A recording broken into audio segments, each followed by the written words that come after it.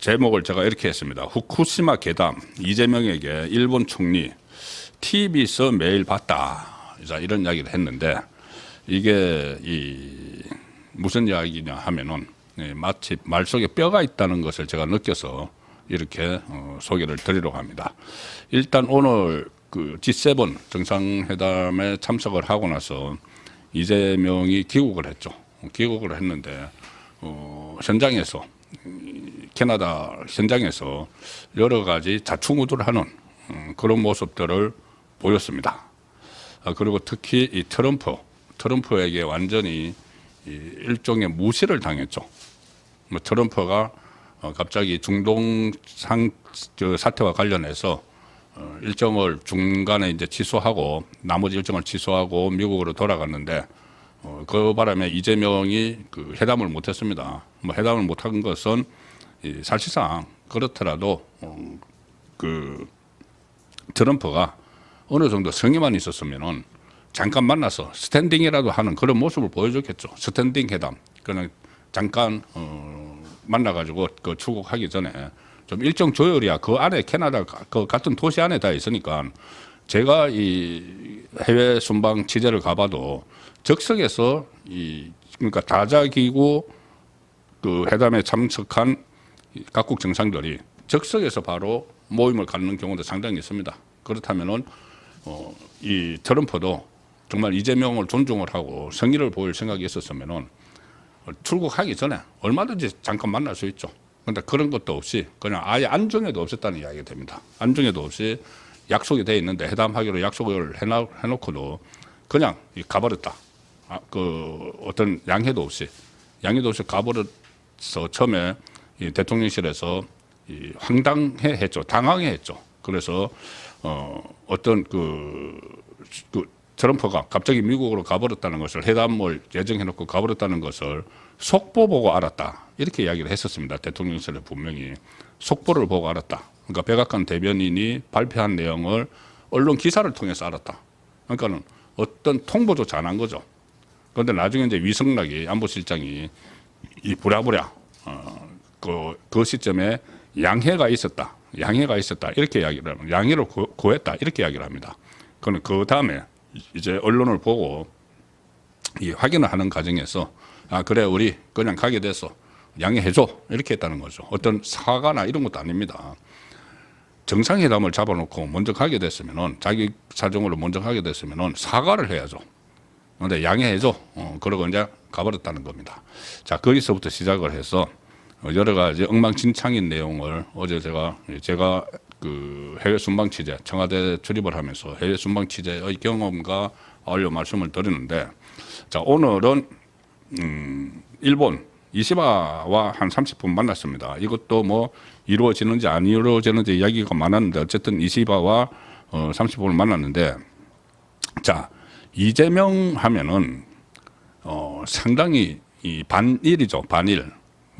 그 전에 뭐 문재인 정부 때 뭐 친일 반일 프레임을 막 그럴 때도 그때 반일을 앞장섰고 심지어 윤석열 전 대통령 탄핵을 추진을 하면서 제일 처음에는 그 한미 동맹 그리고 한미일 안보 협력, 한국, 미국, 일본의 안보 협력 그걸 강화하는 것을 어처구니 없게도 탄핵 사유에 집어넣었다가 나중에 이제 논란이 되니까 뺐습니다.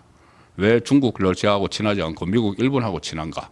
뭐 이래가지고 탄핵 사유에 넣었죠. 그때 일본 언론, 미국 언론에서도 황당하다는 반응을 보였었습니다. 그리고 기억을 하시겠지만은 후쿠시마 오염 정유수죠. 그것을 방출할 때, 방류할 때 이재명 어떻게 했습니까? 전국을 돌아다니면서 전국을 이 해양 도시 인천, 부산 막 돌아다니면서 괴담을 직접 퍼뜨렸습니다. 괴담을 퍼뜨렸습니다. 그리고 그것 가지고 또 탄핵해야 된다고 막 이야기를 했죠. 무슨 뭐 전국 다니면서 앞으로 이제 김도 못 먹는다. 김에도 다 그 오염이 돼 있다. 그리고 뭐 회도 못 먹는다. 그러면서 이 횟집에 손님들 다 떨어뜨리게 만들고 그리고 어민들 그리고 그 수산업자들 그리고 그 상인들 피눈물을 흘리게 하고 그렇게 했는데 그 다음에 아무것도 없죠. 뭐 후쿠시마 그때 괴담이 있고 나서 어떤 뭐 피해가 있다는 거 전혀 없습니다. 자, 그런 상황에서 이 사과도 하지 않고 그리고 오늘 일본 그 총리하고 회담을 한 거죠. 자, 뭐 이런저런 이야기를 했는데 제가 이 말씀을 지금 드리고 싶은 겁니다. 뭐냐 하면은 이재명이 이제 취임한 지 닷새 만에 이시바 일본 총리하고 전화 통화를 했죠. 그리고 오늘 그 이시바를 만나서 이재명이 총리님과 저번에 전화 통화를 소통했는데 이렇게 얼굴을 직접 뵙게 되니까 반갑다 이렇게 이야기합니다. 자, 여기에 대해서 이시바가 이렇게 말합니다. 이렇게 직접 만나 뵙는 것은 처음이지만 일본의 TV 방송에서는 매일 나오신다. 매일 나오신다. 그래서 처음 뵙는 것 같지가 않다.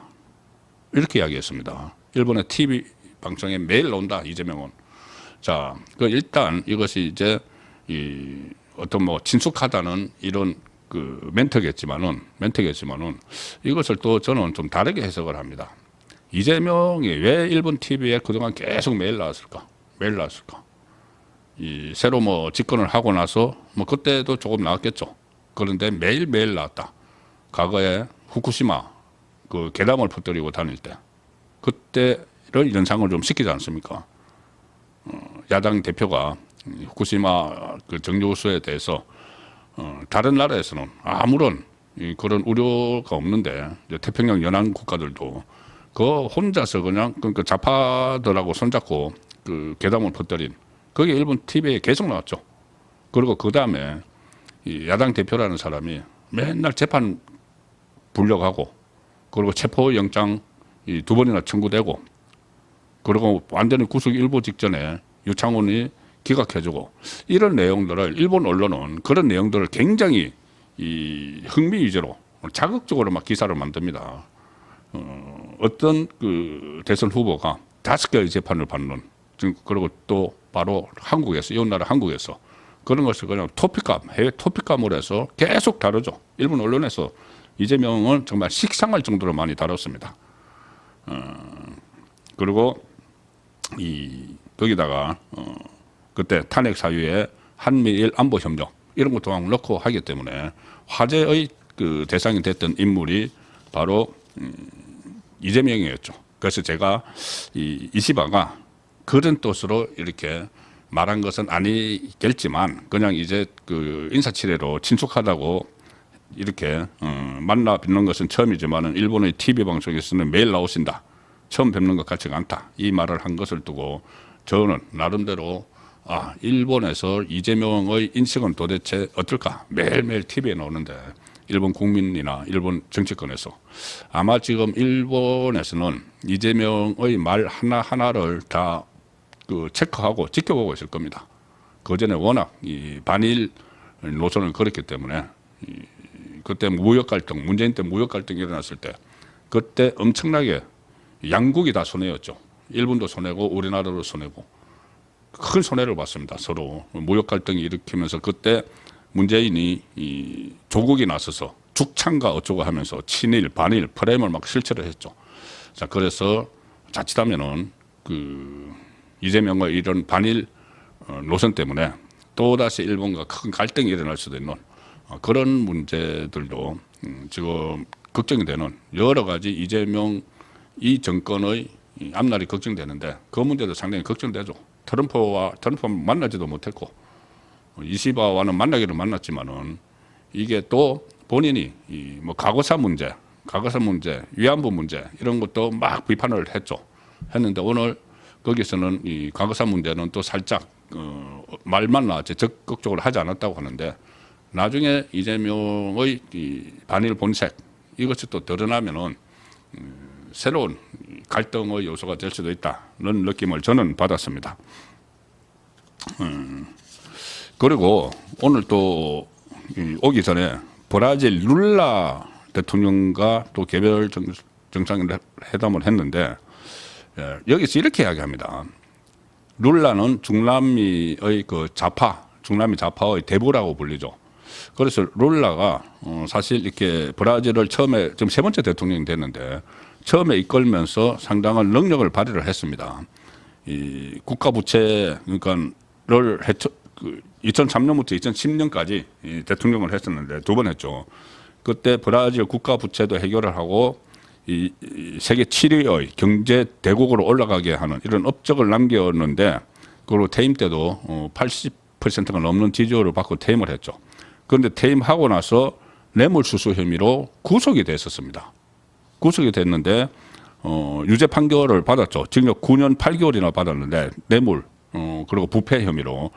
그런데 그 나중에 무효로 최종 그 제가 확정됐고 2022년 대선에 출마해서 지금 3번째 대통령이 됐는데 자 여기에 대해서 뭐라고 이야기를 하느냐면은 이재명이 룰라에게 가난했던 어린 시절의 어려움에 대해서 이 공통점이 있다 이렇게 언급을 합니다. 그 본인이 소년공 출신이고 룰라도 이제 그런 과정을 거쳤죠.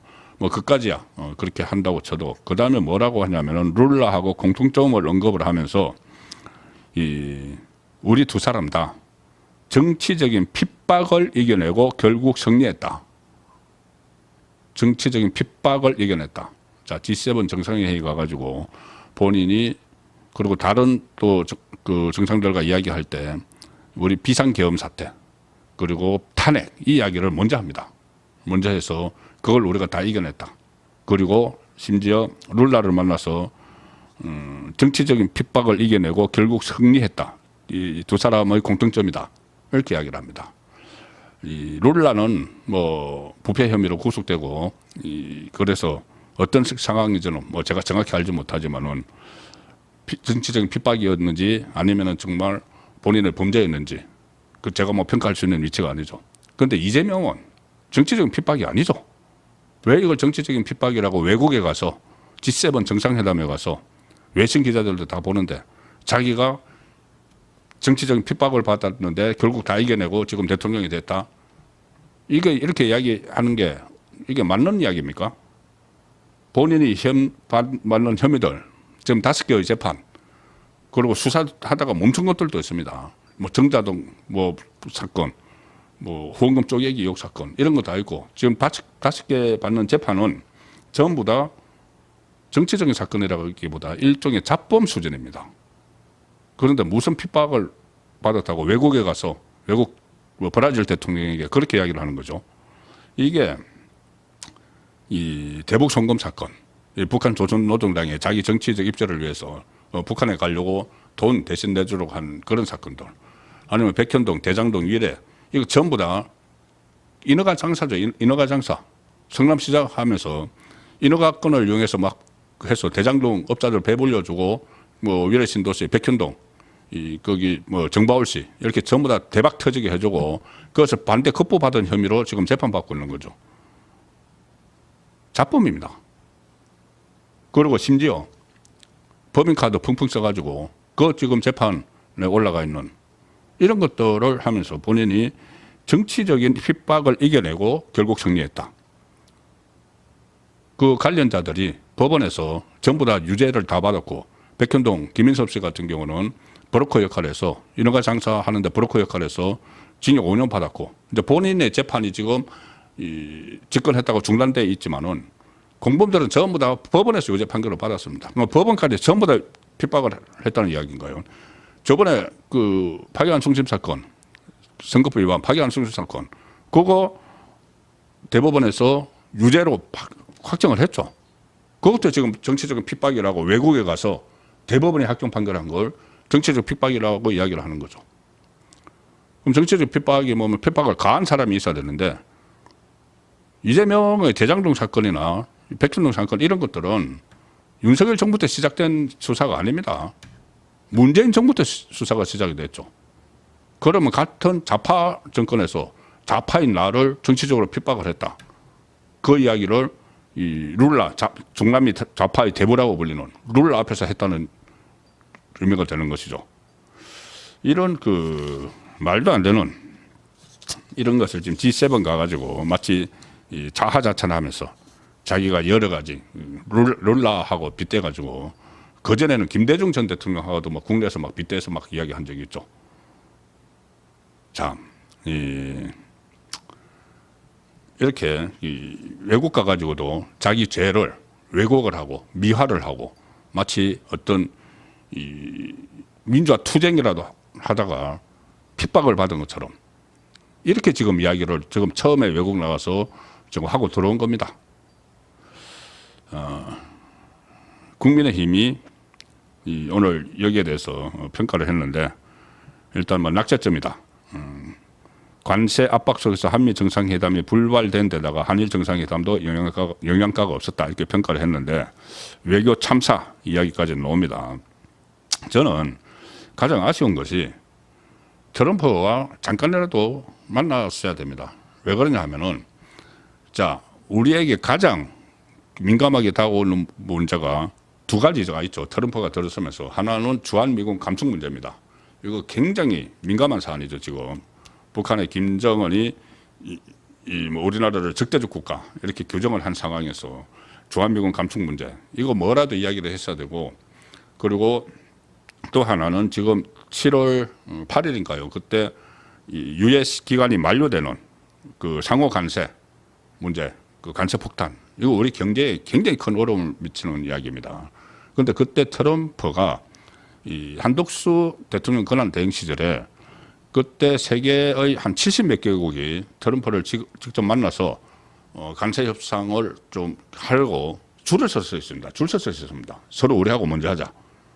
자, 그런데 트럼프가 그때 5나라를 다 꼽았습니다. 이쪽은 우리 우방국이니까 이쪽 5나라 먼저 하겠다. 거기가 5나라가 바로 한국하고 일본하고 호주, 영국, 인도 이렇게 되죠. 자, 그런데 그때 우리 협상단이 갔습니다. 최상모 경제부총리를 비롯해서 안덕건 통상부 장관까지 다 갔죠. 갔을 때 이재명이 뭐라고 했느냐. 협상하지 마라가 있습니다. 협상하지 마라. 우리가 곧 집권할 테니까는 우리하고 협상해야 돼. 협상하지 마라. 이렇게 이야기를 막 했습니다. 자, 그러면 자기가 집권을 했으면은 이거 국민 생활 완전히 경제 활동과 관련이 있으니까 이것을 어떻게 하시든지 지금 곧 7월 초 됩니다. 10월 만료되기 전에 본인이 달려가서 트럼프를 붙잡고라도 했어야 되죠. 그게 이제 상징적인 장면이 되는 거죠. 자, 그런데 전혀 자기를 패싱하고 미국으로 돌아가는지도 모르고 있다가 뒤늦게 양해 구했다. 이렇게 이야기하고 왔습니다. 이 언론의 국민의힘 한 의원은 이렇게 이야기했습니다. G7 정상회의를 이런 식으로 할 거였다면 갈 이유가 없었다. 관광을 간 것인가. 그리고 김혜경 한복 기사 말고는 기사 나온 것도 없다. 참 허무하다. 남은 것은 김혜경 한복만 있다. 무슨 뭐 리셉션에 한복 입고 가가지고 같이 사진 찍자는 요청을 많이 받았다. 대변인실이 그런 브리핑을 했죠. 이러다가 사실상 이런 G7 정상회의에 아마 모든 배우자가 다 가지 않았을 겁니다. 제가 이제 과거 경험으로 보면은 해외 순방 취재 동행했던 경험으로 보면은 그리고 집권한 지 2주 만에 이렇게 가서 여러 가지 현안들을 막 논의해야 된다고 하고 갈까 말까 했는데 그 배우자를 왜 데리고 갑니까? 데려갈 필요가 없는 거죠. 그렇게 급박하게 간다면은. 그런데 배우자가 가가지고 그 뭐 리셉션 한번 가가지고 뭐 한복 입고 사진 촬영 같이 촬영하자는 요청 많이 받았다. 이런 브리핑을 하는. 이러다가 나중에 김혜경판 버킷리스트 이야기가 나올지도 모른다는 생각까지 하게 됩니다.